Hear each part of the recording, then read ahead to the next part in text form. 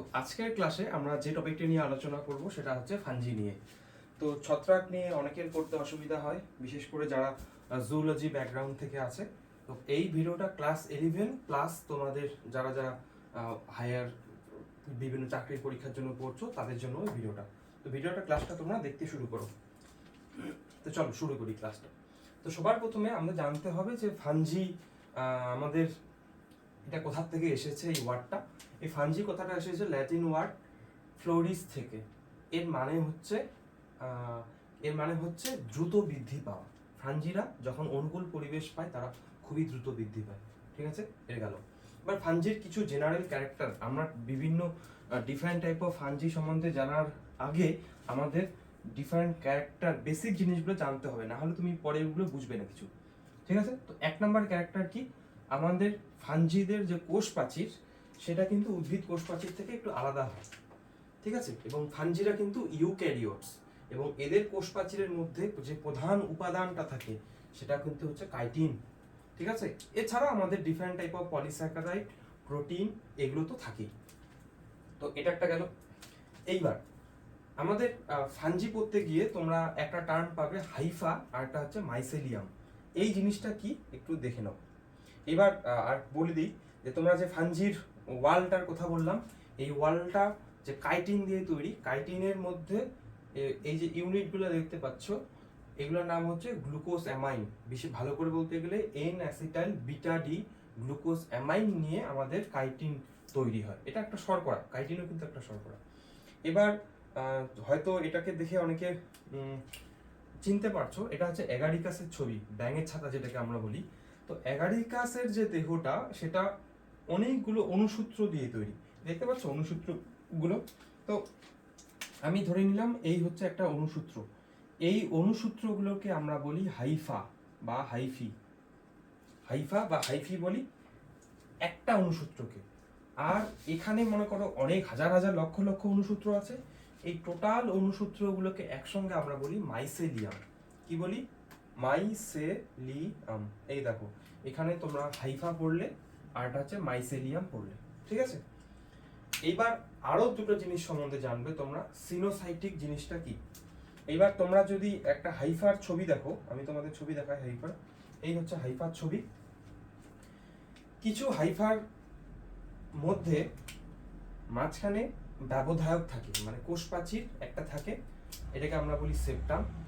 তাহলে কিছু আমাদের হাইফা হয় ব্যবধায়ক যুক্ত, যার মধ্যে প্রত্যেকটা ব্যবধায়কের মানে মাঝখানে যে সেলটা সেখানে একটা করে নিউক্লিয়াস থাকে, কখনো কখনো দুটোও থাকে।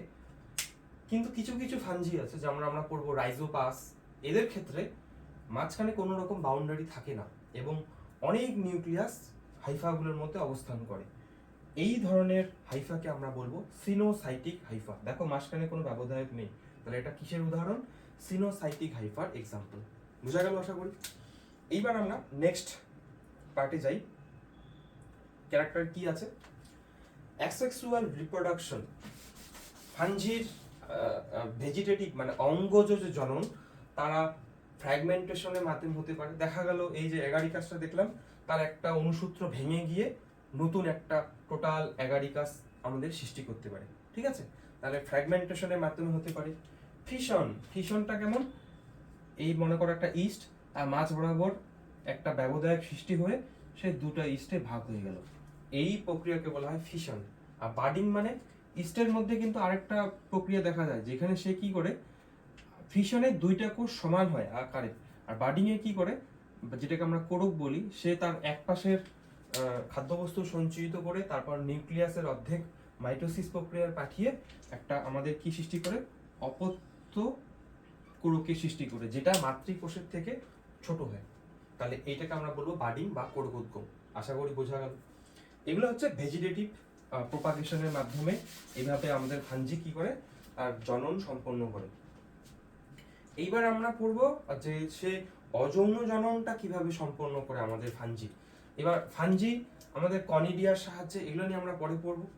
কনিডিয়ার সাহায্যে, স্পোরাঞ্জিওস্পোরের সাহায্যে, জুস্পোরের সাহায্যে, ক্লামাইডোস্পোরের সাহায্যে, ওইডিয়ার সাহায্যে আমাদের কি করে অযৌন জনন সম্পন্ন করে। যদি আমি তোমাদের দেখাই, এই যে ছবিটার মধ্যে নিশ্চয়ই দেখতে পাচ্ছ, তো এটা হচ্ছে একটা হাইফার অনুসূত্র। মনে করো এটা হাইফাটা। এবার কখনো কখনো আমাদের হাইফাটাই একটু মানে বায়বীয় অনুসূত্র তৈরি করে। এবার এই যেই অনুসূত্রের মধ্যে কনিডিয়া তৈরি হবে তার অনুসূত্রটার নাম হচ্ছে কনিডিও 4। তাহলে এই অনুসূত্রটার নাম কি? কনিডিও 4। এবার এই কনিডিও 4 এর মাঝখানে ব্যবধায়ক সৃষ্টি হবে এবং এই সবচেয়ে বাইরের দিকে অংশটাকে আমরা সেলটাকে আমরা বলবো কনিডিয়া বা কনিডিও রেণু। ঠিক আছে, এটা মাটিতে গিয়ে পড়বে, মাটিতে গিয়ে পড়লে অঙ্কুরিত হয়ে আবার নতুন হাইফা সৃষ্টি করবে। গেল, এটা হচ্ছে কনিডিয়ার সাহায্যে এভাবে করে। এবার এই সেম স্ট্রাকচার কনিডিয়াটা যদি আকার একটু বড় হয় তাকে আমরা বলবো কনিডিয়াম। আগেরটা ছিল শুধু কনিডিয়া, এটা হচ্ছে কনিডিয়াম। এবার পেনিসিলিয়ামের ক্ষেত্রে আমাদের কনিডিয়া তৈরি হয়। সেম স্ট্রাকচার দেখো, এই যে কনিডিয়া। কনিডিয়া কিন্তু একদম শেষ হাইফার আমাদের কনিডিও 4 এর একদম শেষ প্রান্ত থেকে সৃষ্টি হয়। ঠিক আছে, এইবার আরো বিভিন্ন ধরনের রেণুর কথা বললাম। স্পোরাঞ্জিও 4। স্পোরাঞ্জিও 4 কিছুই না, যেটা রেণুস্থলীর মধ্যে তৈরি। এই ছবিটা দেখো, এটা একটা টোটাল রেণুস্থলী, তার মধ্যে এই রেণুগুলো তৈরি হচ্ছে। ঠিক আছে, আর যদি জুস্পোরাঞ্জিয়াম বলি, চলরেণুস্থলী, তার মধ্যে চলরেণু তৈরি হয়। চলরেণুর মধ্যে, চলরেণু বা জুস্পোরের মধ্যে কি থাকে? আমাদের ফ্ল্যাজেলা থাকে। এই যে এগুলো হচ্ছে ফ্ল্যাজেলাগুলো। এইবার আরো আমাদের কিছু দেখা যায়, সেটা হচ্ছে আমাদের এই যে ওইডিয়ার সাহায্য আমাদের কি করে কি করতে পারে, আমাদের রেণু তৈরি হতে পারে। এই যে এটা হচ্ছে ওইডিয়া। এবার ওইডিয়াটা কিন্তু সবসময় শেষ প্রান্তে তৈরি হবে তা না, ওইডিয়া মাঝখান থেকেও তৈরি হতে পারে। ঠিক আছে, তো কনিডিয়া আর ওইডিয়ার মধ্যে এটা একটা ডিফারেন্স। এবার ক্ল্যামাইডোস্পোরের যদি কথা বলি, ক্ল্যামাইডোস্পোর সবসময় আমাদের মনে করে এটা হাইফাটা, এটা ব্যবধায়ক। দেখা গেল হঠাৎ করে হাইফার একটা কোষ সাধারণত প্রতিকূল পরিবেশে তার বাইরের দিকে কোষ প্রাচীর তৈরি করে এবং তার ভিতর আমাদের নিউক্লিয়াস, সাইটোপ্লাজম এগুলো আছে। তাহলে এটাকে আমরা বলবো কনিডিও 4, কনিডিও স্পোর যেটাকে আমরা বলছি। আর যে শাখার মধ্যে তৈরি হয় তাকে বলবো কনিডিও 4। ঠিক আছে, তাহলে এই কনিডিয়া 4 স্পোর পরবর্তীতে মাটিতে গিয়ে পড়বে এবং নতুন একটা আমাদের হাইফা বা অনুসূত্র তৈরি করবে। ঠিক আছে, তাহলে এই হচ্ছে অযৌন জননের কিছু বেসিক জিনিস সম্বন্ধে জানলে। এবার এর আগে যে আমি ব্যবধায়কের কথা বলেছিলাম, এই ব্যবধায়কগুলো ডিফারেন্ট টাইপের হয়। এবার দেখো, কিছু কিছু ফাঞ্জির ক্ষেত্রে আমাদের যে হাইফার মাঝখানে যে ওয়ালটা ছিল, এটার মাঝখানে ছোট কিছু ছিদ্র থাকে। এই ছিদ্রগুলোর নাম হচ্ছে মাইক্রোস্পোর। ঠিক আছে, মাইক্রোপোর। কিছু কিছু আমাদের ফাঞ্জির হাইফার মানে ব্যবধায়কগুলোর মধ্যে এই পোরগুলো একটু আকারে বড় হয়, তখন তাকে আমরা বলবো সিম্পল পোর। মাঝখানে পোরটা দেখো একটু বড় আছে, এর তুলনায় একটু বড় হবে। কিছু কিছু ফাঞ্জির ক্ষেত্রে, যেমন তোমরা অ্যাগারিকাস, সেখানে পড়বে এই সিম্পল পোরের এই এক্সটেনশনগুলোই, এই সিম্পল পোরের যে এক্সটেনশনগুলো ছিল এগুলো একটু একটু ফুলে গেছে। এই ধরনের পোরকে আমরা বলি ব্যাসিডিও পোর, সরি ডোলিও পোর। আমি কি যে বলছি ভুলে গেলাম, সরি। এই ব্যাসিডিও মাইকোটা মানে আমাদের অ্যাগারিকাসের ক্ষেত্রে আমাদের এই এরকম ডোলিও পোর দেখতে পাবে। এই যে ছিদ্রটা দেখতে পাচ্ছ, এই ছিদ্রটার নাম হচ্ছে ডোলিও পোর। ঠিক আছে, তাহলে এই কিছু জিনিস তোমরা দেখলে। এরপরে আসি,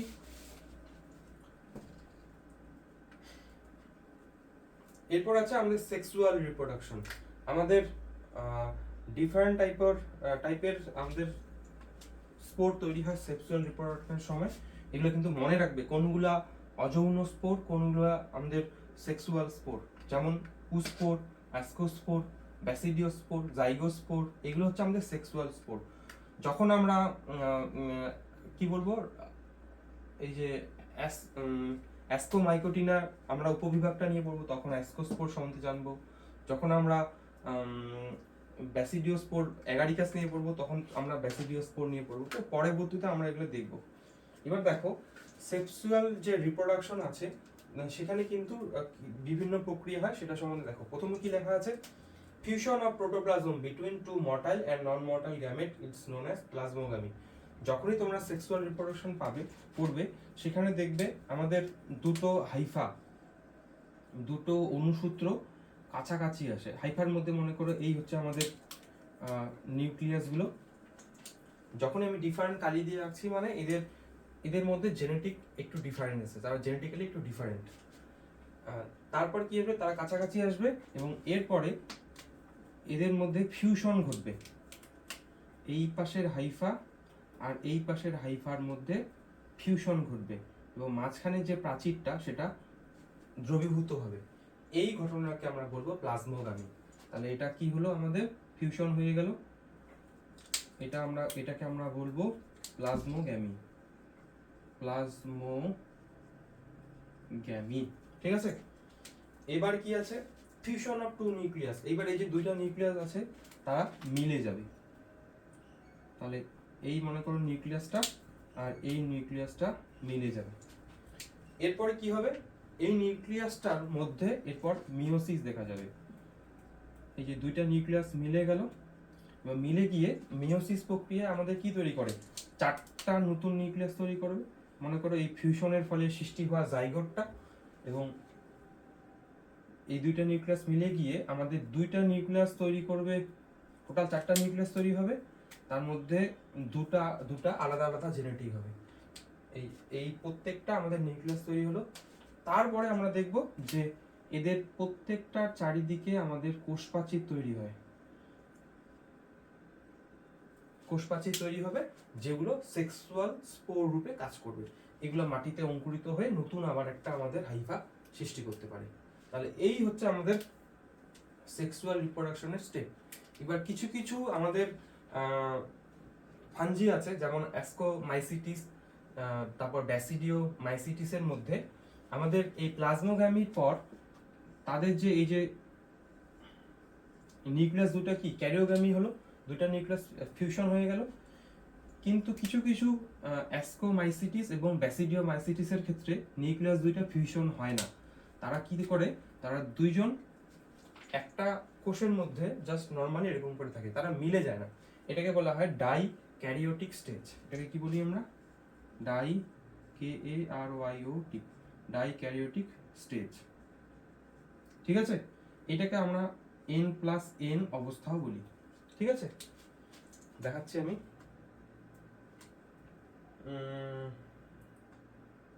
এই ছবিগুলোর মধ্যে দেওয়া আছে কি, দাঁড়াও আমি এই যে দেখাচ্ছি। এই যে দেখো এগারিকাসের ক্ষেত্রে এই দেখো ডাইক্যারিওটিক স্টেজ, এই যে একটা লাল আর একটা দেখো ব্লু কালারে দেওয়া আছে, তার কিন্তু নিউক্লিয়াসগুলো মিলে যায়নি।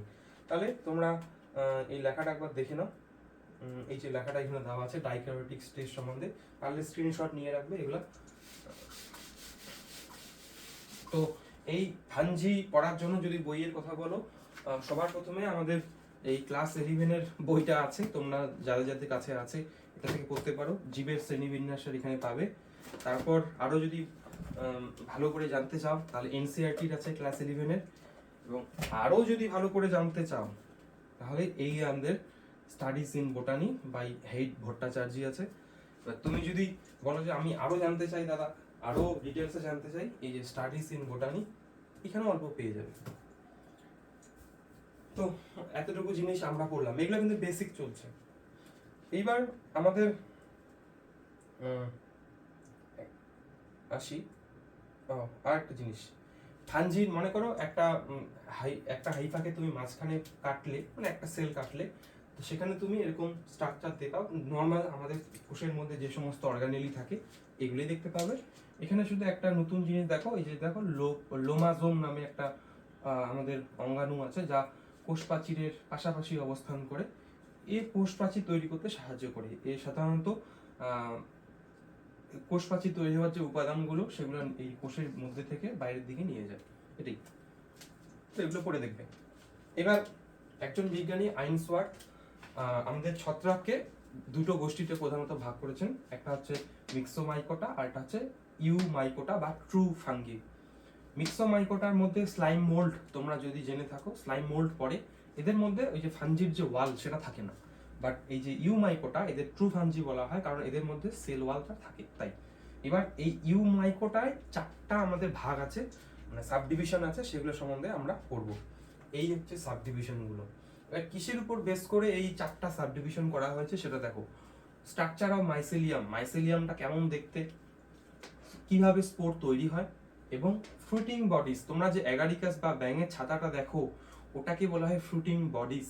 ওই ফ্রুটিং বডিজটা কেমন দেখতে তার উপর ডিপেন্ড করে আমাদের এই 4টা ভাগে ভাগ করা হয়েছে। কি কি ভাগগুলো?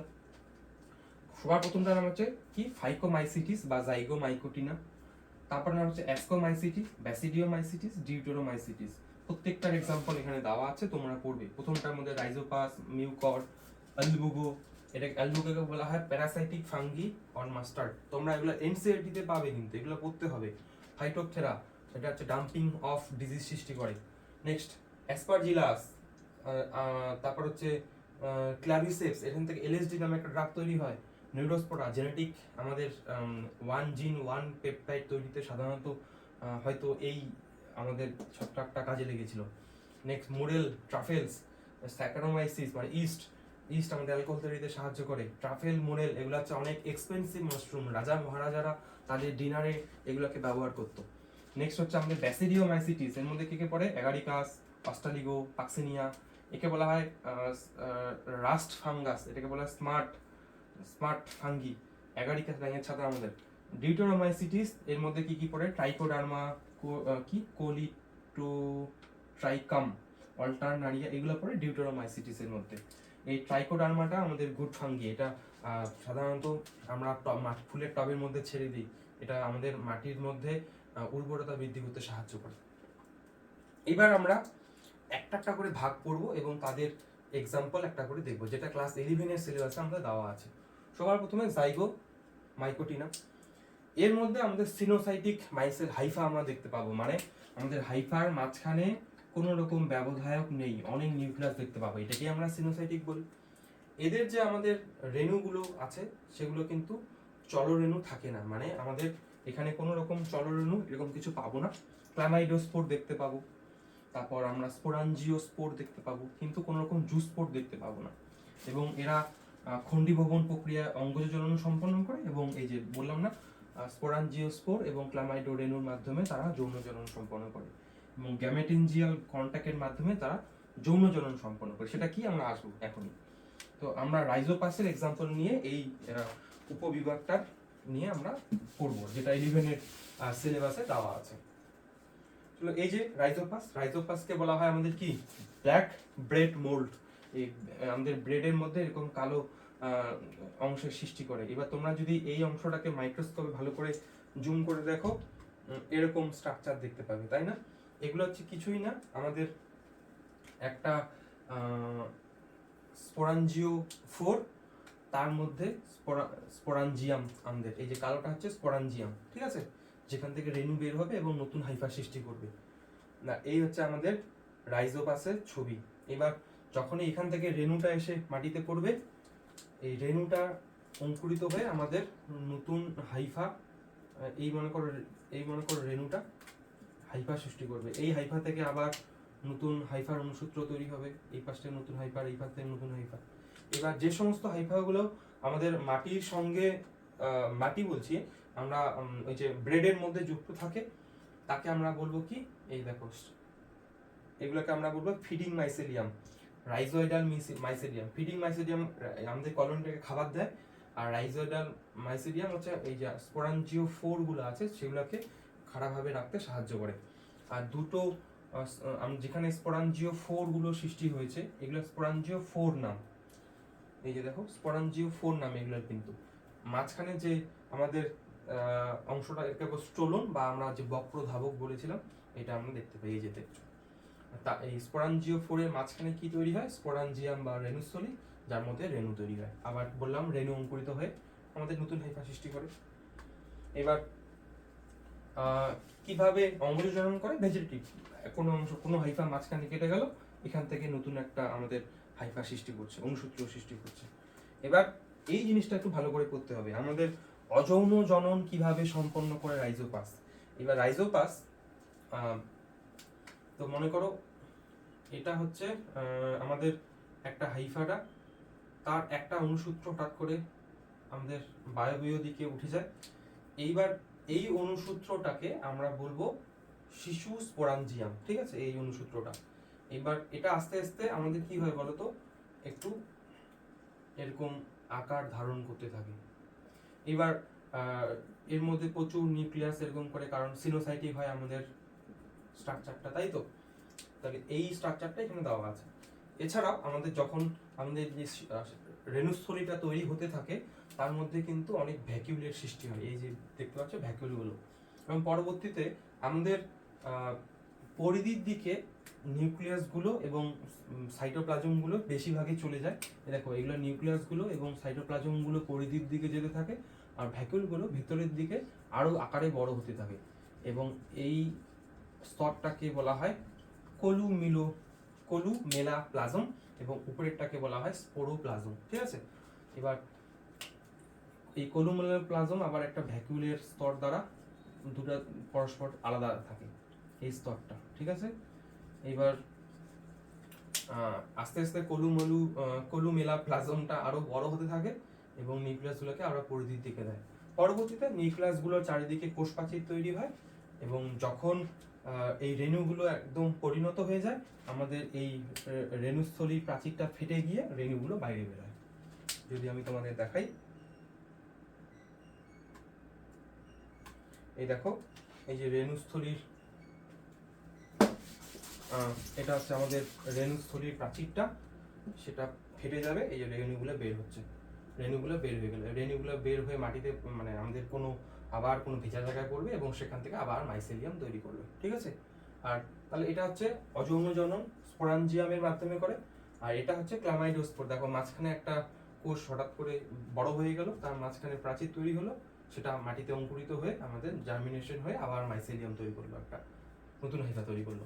এবার প্রতিকূল পরিবেশে আমাদের এই ক্লামাইডোস্পোরের সাহায্যে অযৌন জনন সম্পন্ন করে, এবং অনুকূল পরিবেশে স্পোরাঞ্জিয়ামের মাধ্যমে আমাদের কিন্তু অযৌন জনন সম্পন্ন করে। এবার যদি সেক্সুয়াল জননের কথা বলি, তাহলে সেক্সুয়াল জননটা কেমন করে হয়, এই দেখো আমি একটু জুম করে নিই। এক্ষেত্রে কি হয়, দুটো হাইফা পাশাপাশি বা দুটো জেনেটিক্যালি আলাদা হাইফা কাছাকাছি আসলো, এই দেখো কাছাকাছি আসলো, একটা প্লাস আর একটা মাইনাস চিহ্ন করা আছে। এবার এদের মধ্যে কিন্তু প্রচুর নিউক্লিয়াস আছে, আমি এইটাকে লাল দিলাম। এবার এই দুটো হাইফাকে আমরা বলছি প্রোগ্যামেটানজিয়া। এবার কিন্তু সেক্সুয়াল রিপ্রোডাকশন করছি, এই দুটো কাছাকাছি আসে, তারপর কি হয়, আমাদের প্লাজমোগ্যামি হয়, মানে দুটোর সাইটোপ্লাজমটা মিলে যায়। এই দেখো এখানে সাইটোপ্লাজমটা মিলে গেল, আর এই অংশটাকে বলবো সাসপেন্সর। সাসপেন্সর মানে প্রথমে কি হয়, গ্যামেটানজিয়াগুলো আসে, তারপর তাদের এই মাঝ বরাবর একটা ব্যবধায়ক সৃষ্টি হয়, এই মাঝখানে একটা ব্যবধায়ক সৃষ্টি হলো, আর এখানে কিছু নিউক্লিয়াস নীল আর কিছু নিউক্লিয়াস আমাদের হবে লাল রঙের, এরা এই মাঝখানে জায়গাটায় চলে এসেছে। আর এই সাসপেন্সরটা কি করে, এই দুইটা হচ্ছে সাসপেন্সর, ঠিক আছে। প্রথমে মাঝখানে ব্যবধায়ক থাকে না, পরবর্তীতে ব্যবধায়ক তৈরি হয়, তার জন্য দুটো আলাদা হয়ে গেল। এবার দুটো গ্যামেট মিলন হয়ে গেল, এই যে সাসপেন্সরগুলো, এবং এই জায়গাটায় আমরা এবার বলবো ইয়ং জাইগোস্পোর। এই যে এইটুকু স্ট্রাকচারকে আমরা টোটাল, এই যে নীল যেটা ব্র্যাকেটের মধ্যে করা আছে, এটাকে আমরা কি বলবো, এই ইয়ং জাইগোস্পোর। কোথায় গেল জাইগোস্পোর, এই যে এটা মনে করো ইয়ং জাইগোস্পোর। এখানে এই যে আমাদের দুই ধরনের নিউক্লিয়াস আছে, তারা কিন্তু এবার মিলন হবে, এই নিউক্লিয়াসগুলো কিন্তু এই জাইগোস্পোরের মধ্যে মিলন হবে। তো ভেতরে নিউক্লিয়াসগুলো মিলন হচ্ছে, মিলন হলো, মিলন হচ্ছে, আর এটা ইয়ং জাইগোস্পোর আর এটা হচ্ছে জাইগোস্পোর। কিছুই না, ইয়ং জাইগোস্পোরের মধ্যে প্রাচীরটা পাতলা থাকে, আর ম্যাচিউর জাইগোস্পোরের মধ্যে প্রাচীরটা একটু পুরু থাকে। তার ভিতর কিন্তু নিউক্লিয়াস সাইটোপ্লাজম আছে, এটুকু বুঝে নাও। এই প্রাচীরটার কাজ হচ্ছে প্রতিকূল পরিবেশ থেকে তাকে রক্ষা করে। এইবার এই জাইগোস্পোরের মধ্যে সব নিউক্লিয়াসে যে মিলিত হয় তা কিন্তু না, কিছু কিছু নিউক্লিয়াস কিন্তু তারা মিলিত হতে পারে না। এবার যেগুলো মিলিত হতে পারে না, সেই সমস্ত নিউক্লিয়াসগুলো কিন্তু নষ্ট হয়ে যায়, আর যেগুলো মিলিত হতে পারে সেগুলো থাকে। এইবার কি হবে, এই জাইগোস্পোরটা অঙ্কুরিত হবে। এবার জাইগোস্পোর থেকে যে আমাদের অনুসূত্রটা উপরের দিকে, মাটির উপরে বায়বীয় দিকে উঠবে, তার নাম কি দেখো, জার্মো স্পোরাঞ্জিও ফোর, আগেরটা স্পোরাঞ্জিও ফোর ছিল, এটা কি জার্ম স্পোরাঞ্জিও ফোর। তার মধ্যে আমাদের জার্ম স্পোরাঞ্জিয়াম বা রেণুস্থলী তৈরি হয়। এই রেণুস্থলীর মধ্যে আমাদের এই নিউক্লিয়াসগুলো অবস্থান করে, এই যে ডিপ্লয়েড আমাদের নিউক্লিয়াসগুলো। এবার এখানেই আমাদের কিন্তু মিওসিস হয় এই নিউক্লিয়াসগুলোর মধ্যে। মিওসিস হওয়ার জন্য আমাদের কি হয়, মিওসিস হওয়ার জন্য আমাদের ডিফারেন্ট টাইপের এখানে এই যে এইগুলোর যখন মিওসিস হচ্ছে, এই ডিপ্লয়েড নিউক্লিয়াসটা, এখান থেকে দুই ধরনের নিউক্লিয়াস তৈরি হবে, এটা থেকে দুইটা, এখান থেকে দুই ধরনের, আর এখান থেকে দুই ধরনের। তাহলে এই জায়গায় তুমি মিওসিসের পর তুমি এরকম নিউক্লিয়াস পাবে, কিছু পাবে ডিফারেন্ট জেনেটিক্যালি আর কিছু পাবে আর একটু ডিফারেন্ট জেনেটিক্যালি, ঠিক আছে। এইবার এই নিউক্লিয়াসগুলোর চারিদিকে কোষপ্রাচীর তৈরি হয়। এই নিউক্লিয়াস মনে করো এই দুইটা নিউক্লিয়াস, এই দুইটা নিউক্লিয়াসের চারিদিকে আমাদের কোষপ্রাচীর তৈরি হয়ে গেল, তখন তাকে আমরা বলবো মিওস্পোর। মানে এই জার্ম স্পোরাঞ্জিয়াম থেকে এগুলো এবার বের হবে মিওস্পোর। এবার মিওস্পোরের মধ্যে ডিফারেন্ট টাইপের আমাদের কি থাকতে পারে, নিউক্লিয়াস থাকতে পারে কিন্তু, হ্যাঁ। এবার এই মিওস্পোরগুলো পরবর্তীতে অঙ্কুরিত হয়ে আমাদের নতুন হাইফা তৈরি করবে, আর হাইফাগুলো বারবার ডিভাইড হয়ে আমাদের মাইসেলিয়াম তৈরি করবে। তাহলে এই ছিল তোমাদের রাইজোপাস সম্বন্ধে যত কিছু বললাম রাইজোপাস নিয়ে। এবার আমি একটু চেক করে নিই ভিডিওটা কতদূর হলো, যদি হয় তাহলে যদি দেখতে হবে আমাকে ভিডিওটা কতদূর রেকর্ডিং হলো। আচ্ছা 28 মিনিট হয়েছে, আরও দুটো শ্রেণী পড়ানো যাবে। এরপরে ডিভিশনটা আমরা পড়ি এবার তাহলে। অ্যাস্কোমাইসিটিস এর মধ্যে কি কি পড়ে, এই যে স্যাগারোমাইসিস, পেনিসিলিয়াম, তারপর অ্যাস্কোবুলাস। এবার এটা কিন্তু বৃহত্তম উপবিভাগ ছত্রাকের, ঠিক আছে। এবার এদের মধ্যে সিম্পল পোর দেখা যায়, আর এরা ফিশন প্রক্রিয়া, ফিশন কি আমি বলছি, ফিশন প্রক্রিয়া অযৌনজনন সম্পন্ন করে, কনিডিয়া, ওইডিয়া, ক্লামাইডো রেণুর সাহায্যে অযৌনজনন সম্পন্ন করে। আমি প্রথমেই বলেছি ওইডিয়া কি, কনিডিয়া কি। এবং এদের মধ্যে আমাদের গ্যামেটাঞ্জিয়াল কন্ট্যাক্ট হয় আগেরটার মতোই, কিন্তু এখানে যে রেণুস্থলীটা তৈরি হবে তার নাম হচ্ছে অ্যাস্কোগোনিয়াম, ঠিক আছে। আগেরটা কি ছিল, জাইগোস্পোর, জাইগোস্পোরাঞ্জিয়াম। এইবার আমরা পড়বো কি, অ্যাস্কোগোনিয়াম আমরা সৃষ্টি হবে। তাহলে এই যে স্পোরের আমাদের এটা হচ্ছে কি বল, এটা ফ্রুটিং বডিস, এই ফ্রুটিং বডিসটা কিন্তু আলাদা।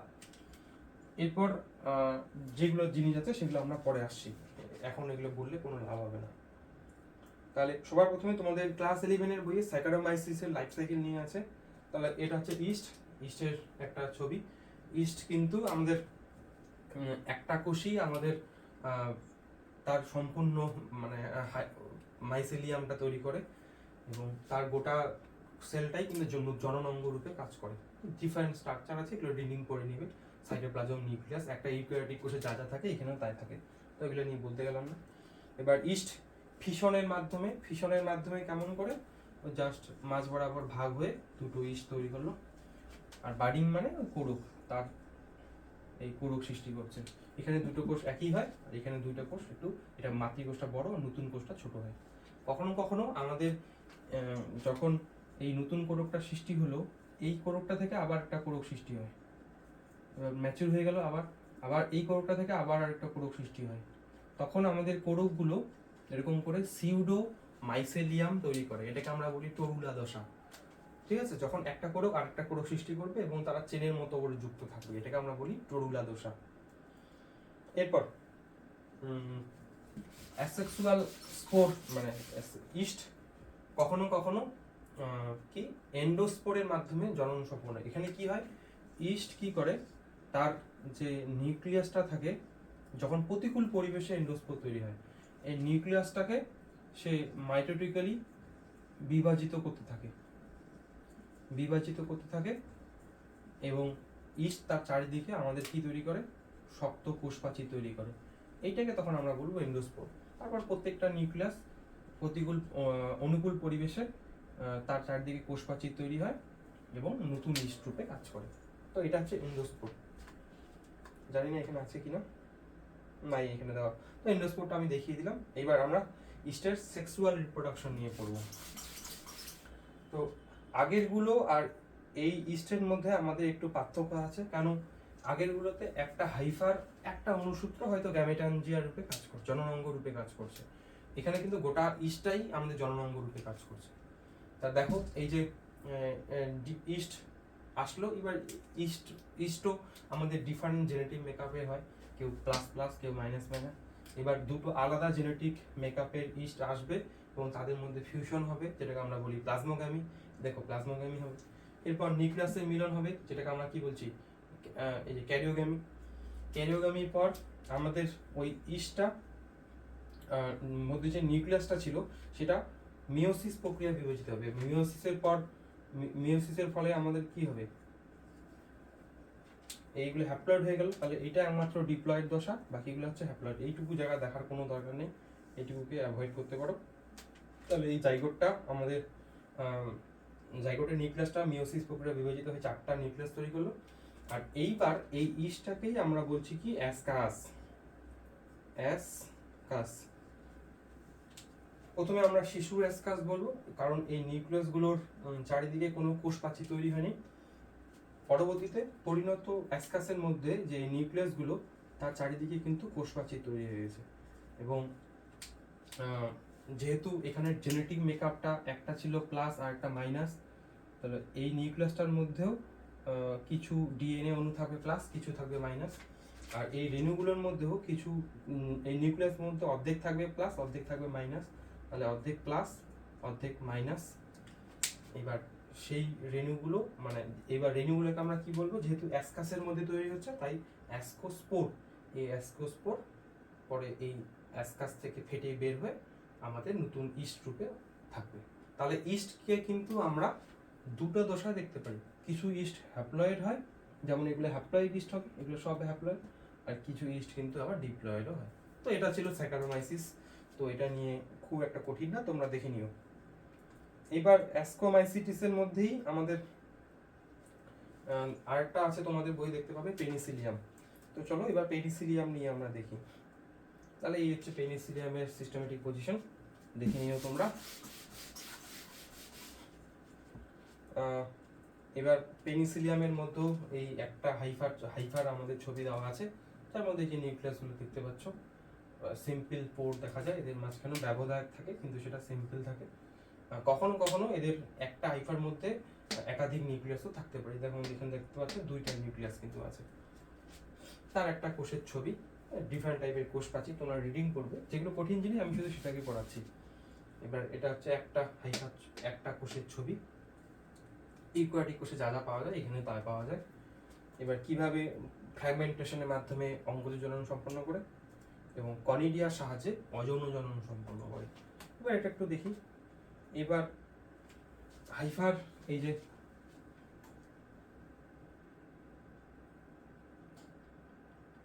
এবার যে এটা হাইফার অনুসূত্রটা যেটার উপর কনিডিয়া তৈরি হবে তাকে আমরা কি বলবো, কনিডিয়া ফোর।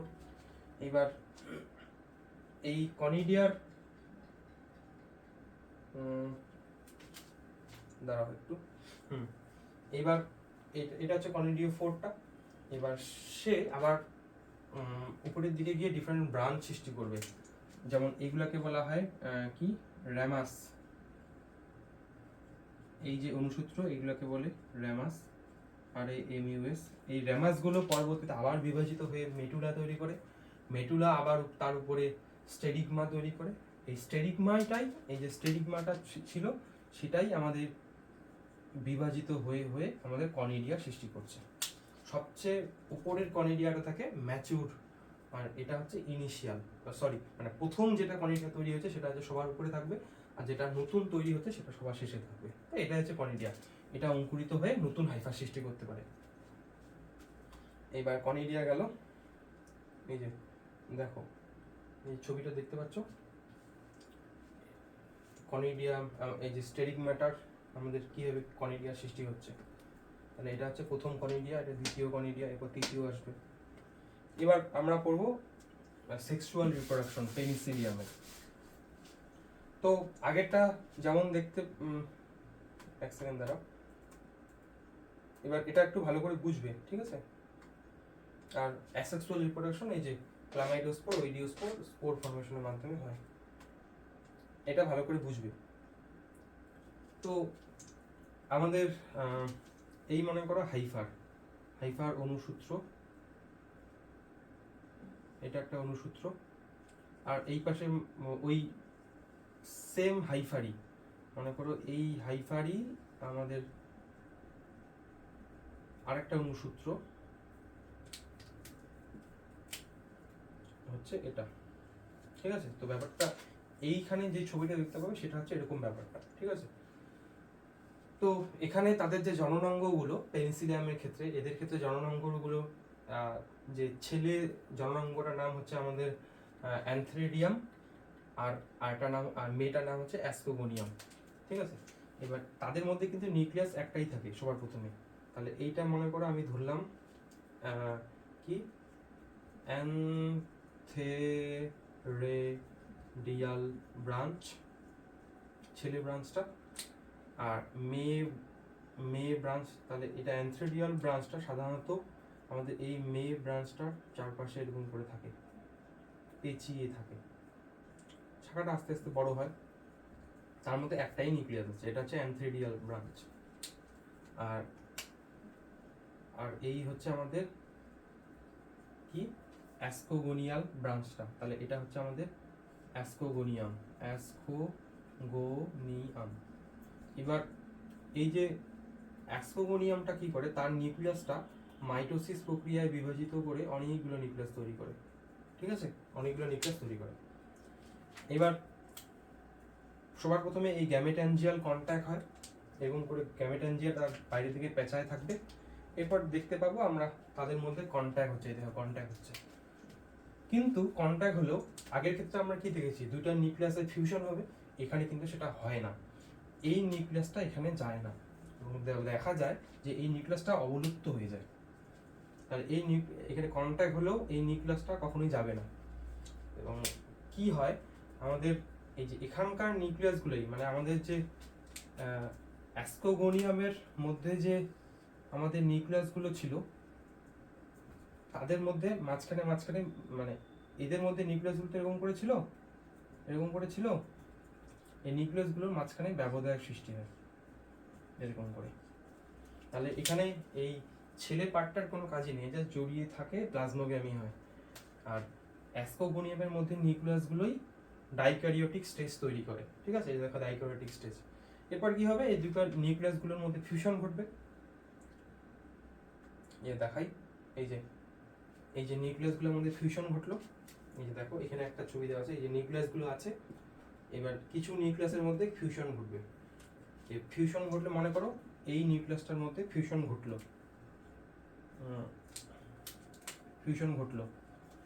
ফিউশন ঘটলে এইটাই আমাদের অ্যাসকো কার্ভ তৈরি করবে পরবর্তীতে। এই যে দেখো, এই যে আমি মুছে দিই একটু, এই জায়গাটা দেখো, এটা হচ্ছে অ্যাসকাস মাদার সেল। যখন ফিউশন হয়নি, যখন মিউশন হয়ে গেল, তখন ইয়ং অ্যাসকাস তৈরি করবে। এবার এই যে নিউক্লিয়াস দুইটা ফিউশন হয়ে গেল, এবার তারা আবার মিওসিস প্রক্রিয়ায় বিভাজিত হবে। মিওসিস প্রক্রিয়ায় দেখাচ্ছি, দাঁড়াও এক সেকেন্ড। এই যে তাদের নিউক্লিয়াসগুলো মিওসিস প্রক্রিয়ায় বিভাজিত হয়ে 4টা নিউক্লিয়াস তৈরি করে, এবং সেগুলো আবার পরবর্তীতে মাইটোসিসে বিভাজিত হয়ে 8টা নিউক্লিয়াস তৈরি করে। এই হচ্ছে 8টা। আর এটা হচ্ছে পরিণত অ্যাসকাসের ছবি। তাহলে এটা পরিণত অ্যাসকাসের ছবি। এই অ্যাসকাসটা পরবর্তীতে প্রাচীর তৈরি করে, তখন তাকে আমরা বলি কি ক্লিস্টোথেসিয়াম, ঠিক আছে? এটাকে আমরা বলছি ক্লিস্টোথেসিয়াম। এবং পরবর্তীতে এখান থেকে আমাদের প্রত্যেকটা নিউক্লিয়াসের চারিদিকে কোষ প্রাচীর তৈরি হয়, এবং অ্যাসকাস থেকে আমাদের এই অ্যাসকোপোর যেগুলোকে আমরা বলবো এবার, সেগুলো বের হয়ে জার্মিনেট হয়ে আবার নতুন হাইফা এবং তারপর মাইসেলিয়াম তৈরি করে। তাহলে এই হচ্ছে আমাদের কিসের কি নিয়ে পড়লাম আমরা, পেনিসিলিয়াম নিয়ে পড়লাম। এরপরে ব্যাসিডিওমাইসিটিস নিয়ে আমরা পড়বো। আমি একটু দেখিনি ভিডিওটা কত দূর হচ্ছে। তো আমাদের হাতে আর 10 মিনিট সময় আছে, এই 10 মিনিটে আমাদের কমপ্লিট করতে হবে। তো ব্যাসিডিওমাইসিটিসের মধ্যে কিন্তু আমাদের ডলিওপোর দেখা যায়, এই যে এরকম স্ট্রাকচারটা, এরকম যে স্ট্রাকচারটা ছিল সেটাকে আমরা কি বলছি ডোলিওপোর দেখা যায়। এদের মধ্যেও আমাদের ডাইক্যারিওটিক স্টেজ দেখা যায়, N+N মানে নিউক্লিয়াস দুটো মিলে না। এদের মধ্যে কোনো রকম জননাঙ্গ থাকে না, মানে অ্যাসকোস্পোর মানে অ্যাসকোগোনিয়াম কি যে অ্যান্থ্রেডিয়াম অনুসূত্র ছিল ওগুলোর কোনো কিছু থাকে না। এরা খণ্ডীভবন প্রক্রিয়ায় অযৌন জনন সম্পন্ন কি খণ্ডীভবন প্রক্রিয়ায় তারা অযৌন জনন হবে না, অঙ্গজ জনন হবে, অঙ্গজ জনন সম্পন্ন করে। আর এদের মধ্যে কি কি তৈরি হয় সেগুলো আমরা আসছি। তো আমরা এগারিকাস আর ব্যাঙের ছাতা নিয়ে ডিটেলসে করবো। তো তোমরা যেই ব্যাঙের ছাতাটা দেখতে পাও বা এগারিকাস দেখতে পাও সেটা এরকম দেখতে হয়, ঠিক আছে? তার ভিতরে এই যে হাইফাগুলো এরকম করে অনুসূত্র আকারে থাকে। আর এই হচ্ছে মাইসেলিয়ামের মধ্যে একটা নিউক্লিয়াসও থাকতে পারে, আবার দুইটা নিউক্লিয়াসও থাকতে পারে, ঠিক আছে? তো এগারিকাসের কিছু কিছু প্রজাতি আমরা খাদ্য হিসেবে গ্রহণ করি, যেমন এগারিকাস বিস্পোরাস। আর কিছু কিছু প্রজাতি কিন্তু পয়জনাস হয়, এগুলো খেলে তুমি মারা যেতে পারো। এই যে দেখো এগারিকাস প্লাকোমাইসিস, এটা কিন্তু পয়জনাস মাশরুম। এবার অনেকে হয়তো মাশরুম সিড সম্বন্ধে পড়েছে, যখন অনেকে মাশরুমের চাষ করে বাড়িতে, এই যে মাশরুমের এরকম করে এগুলো হচ্ছে ফ্রুটিং বডিজ আমাদের এগারিকাসে। আর এগুলো কি বলতো, এগুলোকে আমরা বলি স্পার্ন বা এগ। এই স্পার্নগুলো কি অ্যাকচুয়ালি, এগুলো কিছুই না, ডাইক্যারিওটিক মাইসেলিয়াম। ডাইক্যারিওটিক মাইসেলিয়ামকে আমরা বীজ হিসেবে ব্যবহার করি। যখন এই বীজগুলোকে আমরা কোনো অর্গ্যানিক ম্যানিওর যুক্ত অংশে রাখবো, সেখান থেকে খাদ্য সঞ্চিত করে তারা র্যাপিডলি ডিভাইড হয়ে এরকম করে ফ্রুটিং বডিজ তৈরি করে, যেগুলো আমরা মার্কেটে বিক্রি করি, ঠিক আছে? অর্গ্যানিক ম্যানিওর রূপে আমরা কি ব্যবহার করি, যে ধানের যে আমাদের গাছগুলো, শুকনো গাছগুলো, আমরা খড় যেগুলোকে বলি, সেগুলোকে ব্যবহার করি। তাহলে ভেজিটেটিভ রিপ্রোডাকশন সাধারণত ডাইক্যারিওটিক মাইসেলিয়ামের মাধ্যমে হয়, যেটার কথা আমি বললাম। আর এরা প্রতিকূল পরিবেশে ক্লামাইডোস্পোরে সাহায্য করে। এবং সেক্সুয়াল রিপ্রোডাকশন তারা সোমাটোগ্যামির মধ্যে পড়ে। সোমাটোগ্যামির মধ্যে ওই প্লাজমোগ্যামি, তারপর ক্যারিওকাইনেসিস মানে ক্যারিওগ্যামি, নিউক্লিয়াসের মিলন হবে, ক্যারিওকাইনেসিস বলছি। সবার প্রথমে অনুসূত্রগুলো এটা সম্বন্ধে আমরা পরে আসছি, দাঁড়াও একটু পরে, না আদারওয়াইজ গন্ডগোল হয়ে যাবে আমার মধ্যেই। দেখো একটু আগে কিভাবে আমাদের সেক্সুয়াল রিপ্রোডাকশনটা হয়। তো সবার প্রথমে আমাদের হাইফাল কন্ট্যাক্ট হবে, তারপর আমাদের কি হবে, এটাকে আমরা বলছি প্লাজমোগ্যামি। তারপর ডাইক্যারিওটিক স্টেজ তৈরি করবে। এই ডাইক্যারিওটিক স্টেজের যে হাইফাগুলো থাকে তারা অনুকূল পরিবেশে দ্রুত বিভাজিত হয়ে এরকম করে ফ্রুটিং বডিজ তৈরি করতে পারে, ঠিক আছে?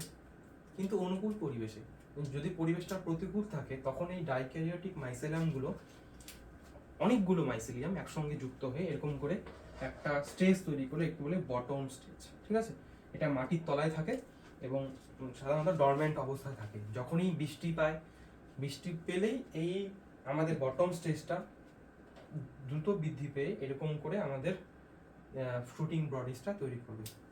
এই ফ্রুটিং বডিজটা নিয়ে আমরা পড়বো, যেটাকে আমরা বলছি ব্যাসিডিও কার্প। এই টোটালটাকে বলছি ব্যাসিডিও কার্প। কীভাবে সৃষ্টি হয় এগুলোতে আমি যাচ্ছি না। এবার এই হচ্ছে একটা ব্যাসিডিও কার্পের ছবি। তার আগে আসার আগে আমরা এই জিনিসটা দেখবে। মনে করো যে আগের বছর আমাদের এগারিকাসটা এখানে ছিল, এই জায়গাটায় ছিল, ঠিক আছে? এগারিকাসটা, তাহলে তার হাইফার অনুসূত্রগুলো কি এই জায়গাটা ছিল।